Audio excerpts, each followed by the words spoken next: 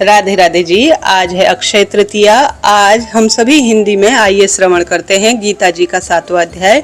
शास्त्रों में कहा गया है अक्षय तृतीया के दिन अगर गीता जी का 7वां अध्याय सुना जाए तो इसका फल अक्षय रहता है और पितृ देवताओं का तारण होता है। आरंभ करते हैं। कि पितृदोष है तो वंश वृद्धि, शारीरिक, मानसिक, आर्थिक कोई अन्य परेशानी सदा सर्वदा लगी रहती है। ऐसे में संभव हो तो इस विधि से आप गीता जी का 7वां अध्याय सुने, नहीं तो बस अपने पितरों का स्मरण करें और कहे कि हे पितृ देवता, मन कर्म वाणी से कोई भूल चूक हुई हो तो क्षमा प्रार्थी हूँ। अगर आप अधोगति में हैं तो आपको मुक्ति मिले, इसके लिए मैं आज प्रार्थना के तहत गीता जी का 7वां अध्याय आज के शुभ दिन में सुन रही हूँ। इसे आप जो है श्रेष्ठ रूप में स्वीकार कर अपने मोक्ष के द्वार के लिए प्रेरित हो, ऐसी प्रार्थना आप करें। नहीं तो दूसरा तरीका यह है कि गीता जी का 7वां अध्याय जब आप सुनते हैं तो जल का लोटा अपने पास रखें, दक्षिण दिशा की ओर मुख करते हुए एक लंबी बत्ती का दीपक लगाएं। जल के लोटे में कुशा, जौ, तिल, गंगाजल डालकर पितृ देवताओं का ध्यान कर गीता जी का 7वां अध्याय सुने और बाद में पितरों को यह समर्पित, यह जो जल है दक्षिण दिशा की ओर मुख करते हुए आप समर्पित कर दें। तो इस तरह से दो प्रक्रिया है, आप चाहें किसी के भी तहत आप सुन सकते हैं। आरंभ करते हैं। गीता जी के 7वें अध्याय में लिखा गया है, श्री भगवान बोले, हे पार्थ, अनन्य प्रेम में मुझमें आसक्त चित्त और अनन्य भाव से मेरे पारायण होकर योग में लगा हुआ तू जिस प्रकार से संपूर्ण विभूति, बल, ऐश्वर्य, गुणों से युक्त सबके आत्मरूप मुझको संशय रहित जानेगा, उसको सुन। मैं तेरे लिए इस विज्ञान सहित तत्व ज्ञान को संपूर्णतया कहूंगा, जिसको जानकर संसार में फिर कुछ और जानने योग्य शेष नहीं रह जाएगा।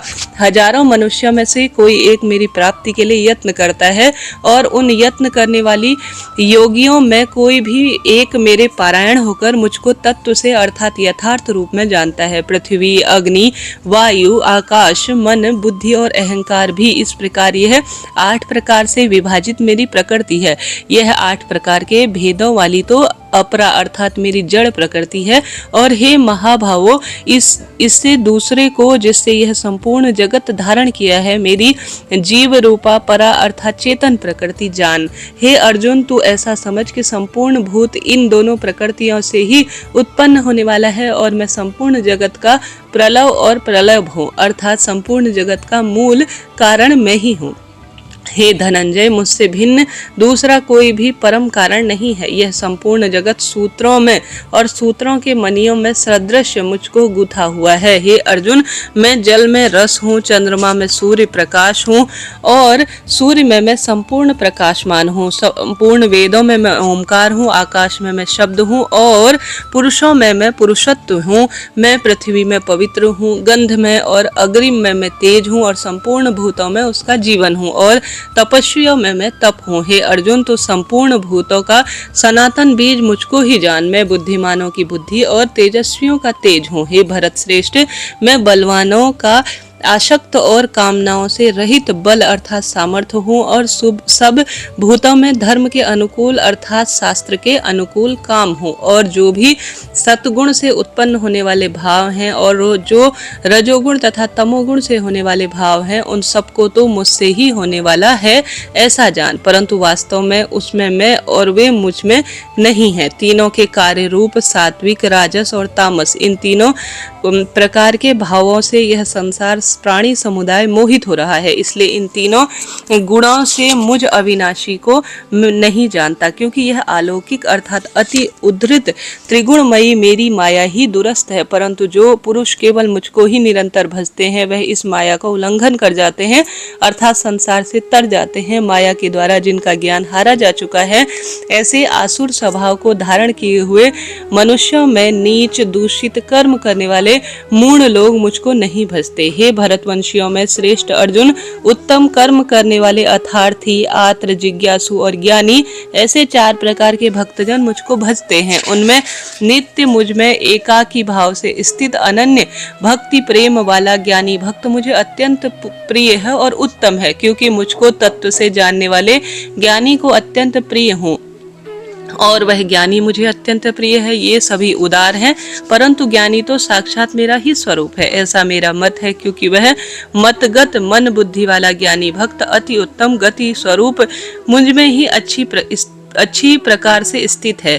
क्योंकि जन्मों के जन्म क्योंकि जन्मों के अंत में जन्म में तत्व ज्ञान को प्राप्त पुरुष सब कुछ वासुदेव ही है। इस प्रकार मुझको जो भजता है वह आत्मा अत्यंत दुर्लभ है। उन भोगों की कामना द्वारा जिनका ज्ञान हारा जा चुका है, वे लोग अपने स्वभाव से प्रेरित होकर उस नियम को धारण करके अन्य देवताओं को भजते हैं अर्थात पूजते हैं। जो सकाम भक्त जिस देवता के स्वरूप को श्रद्धा से पूजना जानता है, उस भक्ति की श्रद्धा को उसी देवता के प्रति मैं स्थिर करता हूँ।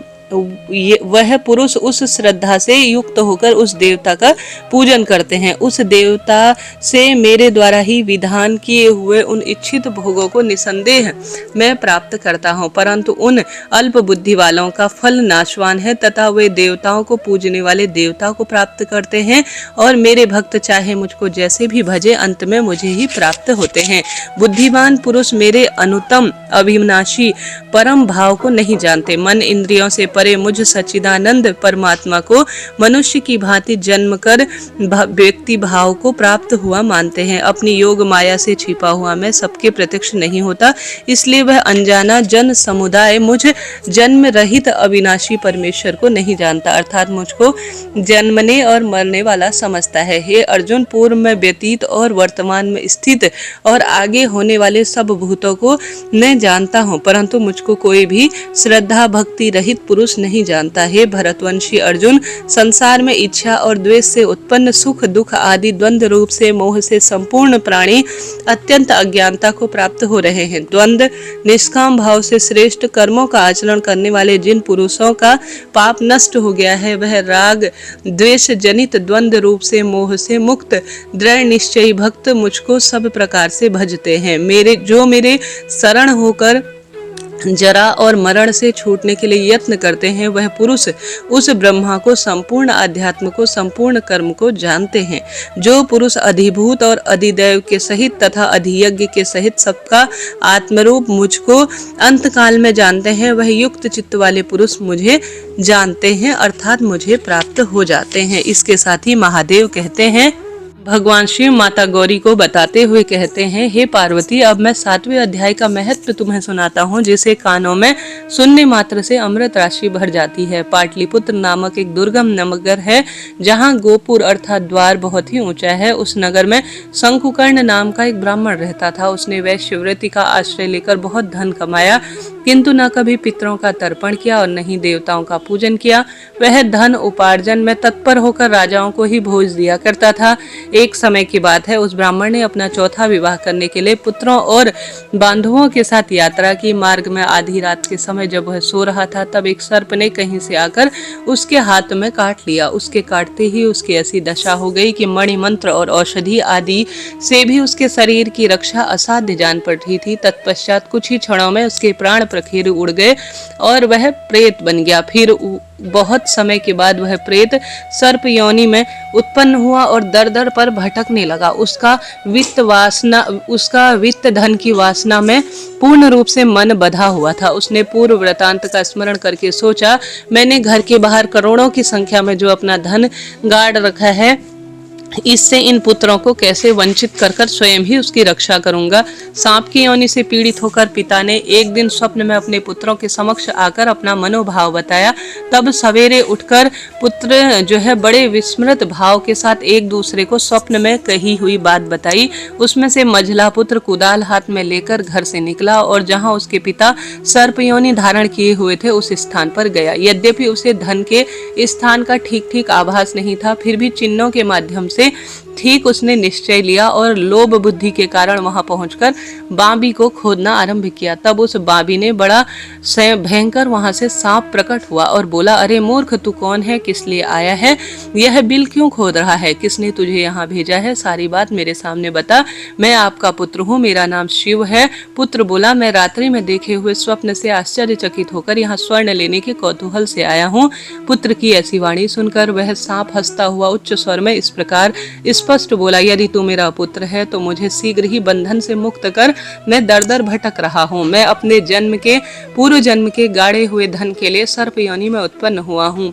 पुत्र बोला, पिताजी आपकी मुक्ति भला कैसे हो, इसका क्या उपाय है, हम सभी को बताएं, क्योंकि मैं रात में जो है सब लोगों को छोड़कर आपके पास अपनी मुक्ति के लिए ही आया हूँ। पिता बोले, बेटा, गीता के अमृत सप्तम अध्याय को छोड़कर मेरी मुक्ति के लिए तीर्थ, दान, तप, यज्ञ भी सर्वदा सामर्थ्य नहीं है। केवल गीता का 7वां अध्याय ही प्राणियों के जरा, मृत्यु और सभी बंधन और दुखों को दूर करने वाला है। पुत्र, मेरे श्राद्ध के दिन गीता के 7वें अध्याय का पाठ करने वाले ब्राह्मण को श्रद्धा पूर्वक भोजन कराओ, इससे निसंदेह मेरी मुक्ति हो जाएगी। वत्स, अपनी शक्ति अनुसार पूर्ण श्रद्धा के साथ निर्व्यसनी और वेद विद्या में प्रवीण अन्य ब्राह्मण को भी खूब भोजन कराओ। सर्प योनि में पड़े हुए पिता के वचन सुनकर सभी पुत्रों ने उनकी आज्ञा अनुसार तथा उससे भी अधिक किया। तब शंकुकर्ण ने अपने सर्प शरीर देह को त्याग कर दिव्य देह धारण की और सारा धन अपने पुत्रों के अधीन कर दिया। पिता ने करोड़ों की संख्या में जो धन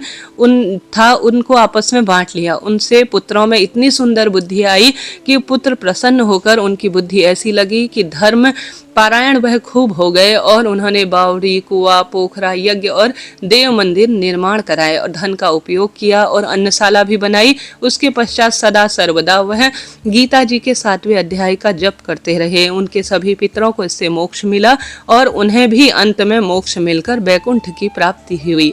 हे पार्वती, यह तुम्हें मैंने गीता का 7वां अध्याय का महत्व और कथा पूर्ण रूप से श्रवण कराई, जिसके श्रवण मात्र से मानव सब पातकों से मुक्त हो जाता है। बोलिए श्री कृष्ण भगवान की जय, गीता जी की जय। प्रिय श्रोताजनों, इस तरह से यह आज मैंने गीता जी का 7वां अध्याय आपको सुनाया। आपसे बस अनुरोध है, चैनल को सब्सक्राइब करें। इससे पहले आज सुनी जाने वाली सभी कथाएं चैनल पर प्रसारित हैं। राधे राधे।